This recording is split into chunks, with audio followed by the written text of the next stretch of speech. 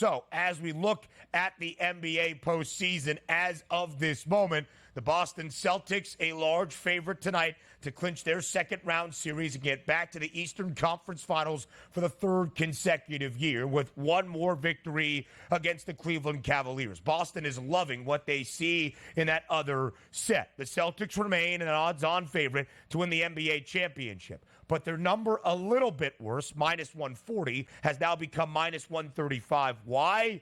Because of what Denver is doing in their second-round series against Minnesota. 3 straight wins in the shortest price we have seen on the Nuggets in about a week and a half, plus 265 to win the NBA championship.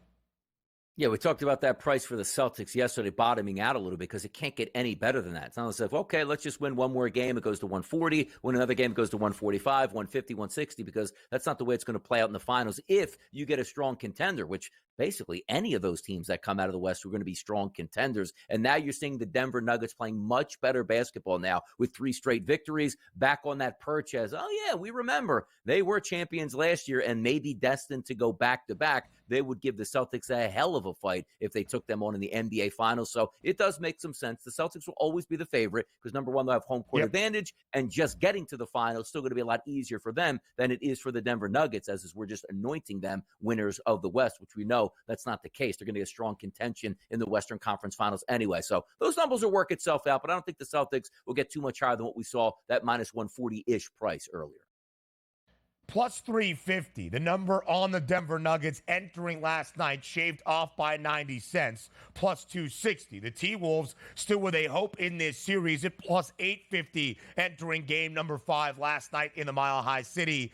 Now 17-1, trying to stave off elimination on Thursday night back in the Twin Cities. DRS, as we look at the Eastern Conference, which is our duty here on the early line, we pretty much just predict what the series price is going to be in favor of Boston in the Eastern Conference Finals. Again, it has not moved at minus 600. They're a 14.5-point favorite in game number 5 back inside TD Garden tonight against the Cleveland Cavaliers. We don't know if they'll cover that number, winning by 15 plus. We are uncertain the status of Donovan Mitchell, but I think it's pretty safe to assume, and again, it's just an assumption, that the Celtics win at least outright tonight to clinch this series and get back to the Eastern Conference Finals. What do you think the number would be in that instance as we wake up on a Thursday morning?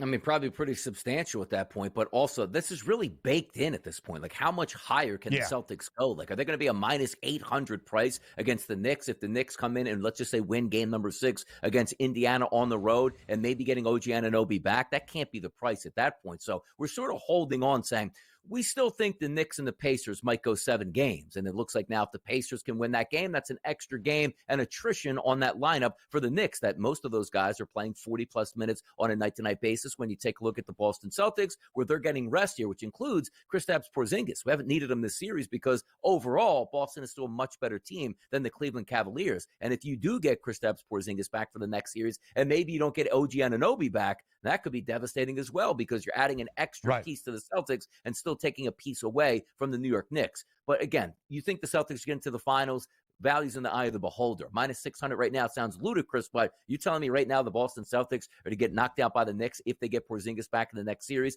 and they have home court advantage? I don't think that's happening here. Will I be wagering on it? Not necessarily, but we've been telling you all along. The Celtics basically on that road to the NBA Finals, and nobody's really going to get in the way. The Celtics have been booked in their 9 playoff games so far as at least a 7.5-point favorite. They have home floor advantage. They've been booked as at least a 13-point home favorite each and every game inside TD Garden. Tonight, a 14.5-point spread. The Knicks last night, not the Knicks themselves, but Knicks fans inside Madison Square Garden chanting, "We want Boston." I'm not so sure you do at this moment. The Nuggets have now flipped once again to an odds-on minus money favorite. At this point a week ago, with Minnesota holding a 2-0 series lead, winning both games in Denver, they were minus money. It just shows the volatility of these markets based on each and every individual game in a playoff series.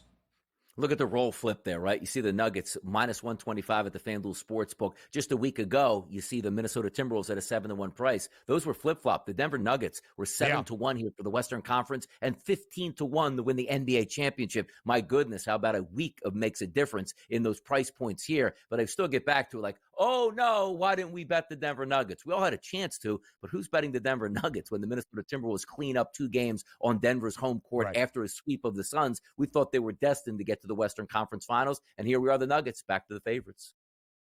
Right. It's all perceived value, right? There are areas in the marketplaces to find a big plus money price on something that might even seem unlikely, even if you have belief, but you're still trying to cash that ticket.